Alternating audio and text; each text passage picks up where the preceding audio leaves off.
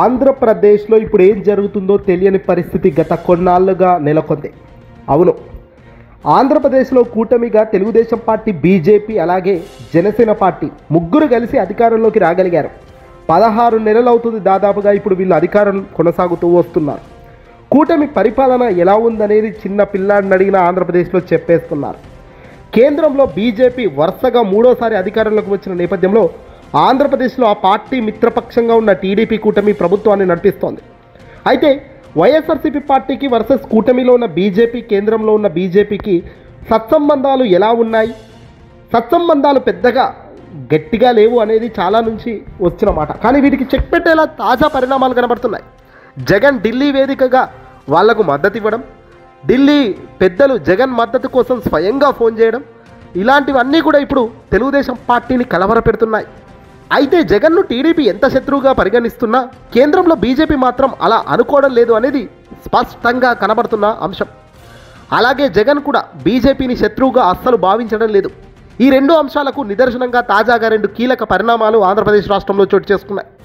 తాజాగా ఉపరాష్ట్రపతి ఎన్నికల్లో ఎన్డీఏ అభ్యర్థి సిపి రాధాకృష్ణన్కు ఓటేయాలని కోరుతూ స్వయంగా కేంద్ర మంత్రి రాజ్నాథ్ సింగ్ జగన్ గారికి ఫోన్ చేయడం, జగన్మోహన్ రెడ్డి గారు పార్టీ పెద్దలతో చర్చించి పార్టీకి సంబంధించిన ముఖ్య నాయకులతో మాట్లాడిన తర్వాత తన డిసిషన్ను చెబుతానని చెప్పారు. దీంతో జగన్ ఎప్పటిలాగే సరే అని కూడా చివరికి చెప్పడం జరిగింది. తనను జైలుకు పంపిన కాంగ్రెస్తో ఇప్పటికీ శత్రుత్వం కొనసాగిస్తున్న వైఎస్ జగన్ సహజంగానే బీజేపీకి ఈ విషయంలో అండగా కూడా నిలిచారు. దీనికి తగ్గట్టుగా ఎందుకు అండగా నిలవాల్సిన అవసరం ఉందనేది కూడా జగన్ చాలా కుండబద్దలు కొట్టారు. సంఖ్యాశాస్త్రం ఎప్పుడూ కూడా సంఖ్యాబలంగా రాధాకృష్ణ గారు గెలుపుకు రంగం సిద్ధమైంది.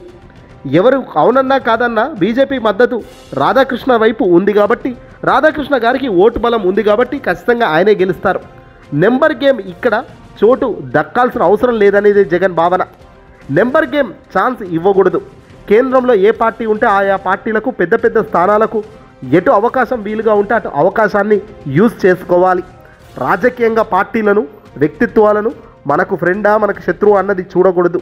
ఇది వైఎస్ఆర్సీపీ పార్టీ పెట్టినప్పటి నుంచి తాను అనుసరిస్తున్న తీరేనని, అందులో భాగంగానే ఈరోజు మళ్ళీ కాంగ్రెస్ పార్టీకి కాకుండా బీజేపీకి అవకాశం ఇచ్చేది అందుకేనని, అందులో భాగంగా కాంగ్రెస్ పార్టీకి సంబంధించి ఓటుకు చోరీ కేసు అంటూ మాట్లాడుతున్నారు, ఓట్ల గోలుమాల్ అంటున్నారు. మరి ఆంధ్రప్రదేశ్ రాష్ట్రం విషయం గురించి ఒక్కటంటే ఒక్క ప్రశ్న కూడా ప్రశ్నించడం లేదు. ఎందుకని? తెర వెనకాల చంద్రబాబుతో హాట్ లైన్లో ఉన్నారు కనుకే, చంద్రబాబు మీరు అంతా ఒక్కటే కనుక అందుకే ఇక్కడ జగన్ ఈ విషయం కూడా తన గట్టిగానే సహజంగా చెప్పుకొచ్చారు. ఇక ఈ విషయంలో బీజేపీకి జగన్ అండగా నిలిచారు. అదే సమయంలో జగన్కు పలు విధాలుగా బీజేపీ సహకరిస్తూ కూడా వస్తుంది. ఇందులో జగన్ అక్రమాస్తుల కేసులతో పాటు వివేక కేసు కూడా ప్రముఖంగా వినబడుతూ ఉంది. ఇదే వివేక కేసులో నిందితుడిగా ఉన్న సిబిఐ ప్రధాన కుట్రదారుడిగా భావిస్తున్న కడప ఎంపీ వైఎస్ అవినాష్ రెడ్డికి తాజాగా ఆయన పుట్టినరోజు సందర్భంగా స్వయంగా బీజేపీ కేంద్ర మంత్రి నితిన్ గడ్కరీ గారే పుట్టినరోజు శుభాకాంక్షలు అంటూ ఆయన ట్విట్టర్ వేదికగా తెలిపారు. ఆంధ్రప్రదేశ్లోని కడప ఎంపీ అవినాష్ రెడ్డి గారికి పుట్టినరోజు శుభాకాంక్షలు, మీరు చిరుకాలం ఆరోగ్యాలతో జీవించాలని కోరుకుంటున్నట్టు ఏకంగా గడ్కరీ ట్విట్టర్ వేదికగా ట్వీట్ చేయడం ఒక్కసారిగా అంతా అవాక్ అయ్యేదానికి ఉపయోగపడుతుంది. వాస్తవానికి గడ్కరీ పెట్టిన ట్వీట్కు పెద్దగా ప్రాధాన్యం ఉండకపోవచ్చు, కానీ ప్రస్తుతం ఆంధ్రప్రదేశ్లో నెలకొన్న పరిణామాల నేపథ్యంలో ఈ ట్వీట్కు ఇప్పుడు ప్రాధాన్యం ఏర్పడింది. ఒకవైపు అవినాష్ రెడ్డి బెయిల్ రద్దు కోసం సిబిఐ, సుప్రీంకోర్టులో పోరాటాలు జరుగుతున్నాయి. ఇందులో సీరియస్నెస్ లేదనే మరోవైపు వివేక కుమార్తె సునీతారెడ్డి ఆరోపిస్తున్నారు.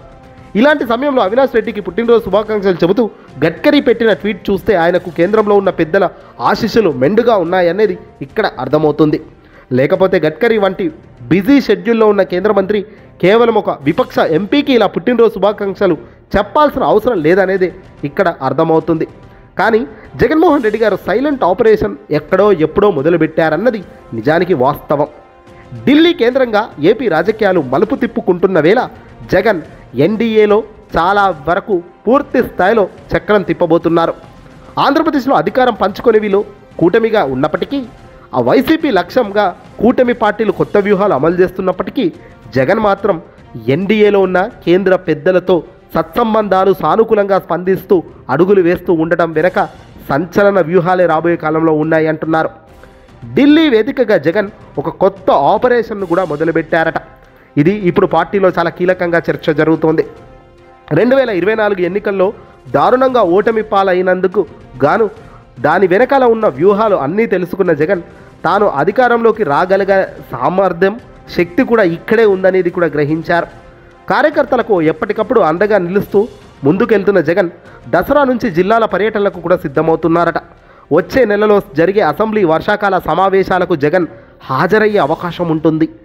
ఆ తర్వాత ఇక ఉపరాష్ట్రపతి ఎన్నికల వేళ బీజేపీకి మద్దతు ఇవ్వడమే కాదు, ఆ వెంటనే జగన్ ఆమోదించడం ఏపీ రాజకీయాల్లో ఒక షాకింగ్ పరిణామం. అన్నీ చకాచకా జరిగిపోయాయి.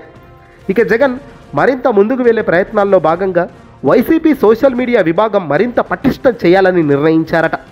సెప్టెంబర్ తొలి వారంలో ప్రత్యేకంగా ఓ సమావేశం ఏర్పాటు చేసి మరి దీనికి దిశ ఏర్పాటు చేస్తున్నారు. ఇక ఇదే సమయంలో ఢిల్లీ కేంద్రంగాను వైసీపీ కొత్త ఐటీ విభాగం ఏర్పాటు చేస్తోంది. ప్రత్యేకంగా ఓ సిబ్బందిని కేటాయించి ఈ కేంద్రం నిర్వహణ బాధ్యతలను ఎంపీ గురుమూర్తి గారికి అప్పగించారు.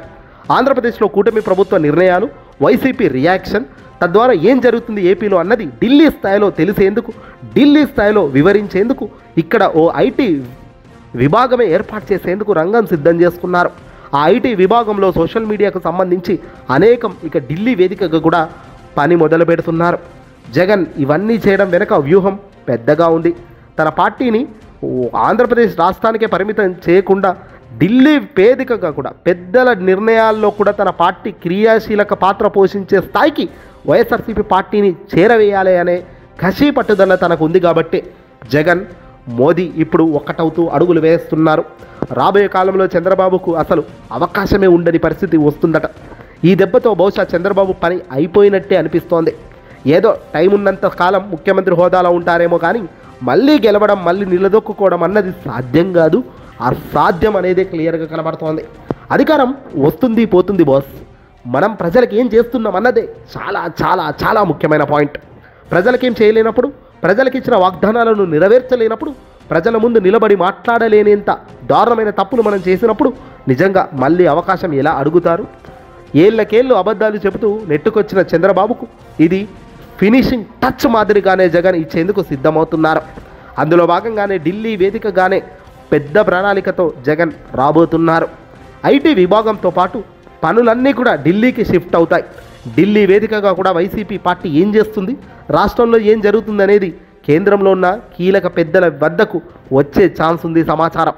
అక్కడ ఏం జరిగినా ఢిల్లీ వేదికగా పరువు తీసేందుకు జగన్ సిద్ధమవుతున్నారు. ఇక చంద్రబాబు, పవన్ కళ్యాణ్లది అవకాశం వచ్చింది, యూటిలైజ్ చేసుకోండి ముఖ్యమంత్రి స్థానంలో ఉండి. అంతేగాని అవకాశం వచ్చిందని అవినీతి చేస్తూ అడ్డంగా అయోమయంకు గురి చేస్తూ ఇబ్బంది పెడితే ప్రజల్లో పోతే టైం అనేది ఖచ్చితంగా రివర్స్ అవుతుంది. ఆ రివర్స్ అయినప్పుడు మాత్రం దానికి తగ్గ మూల్యాలు చెల్లించుకోక తప్పని పరిస్థితి వస్తుంది.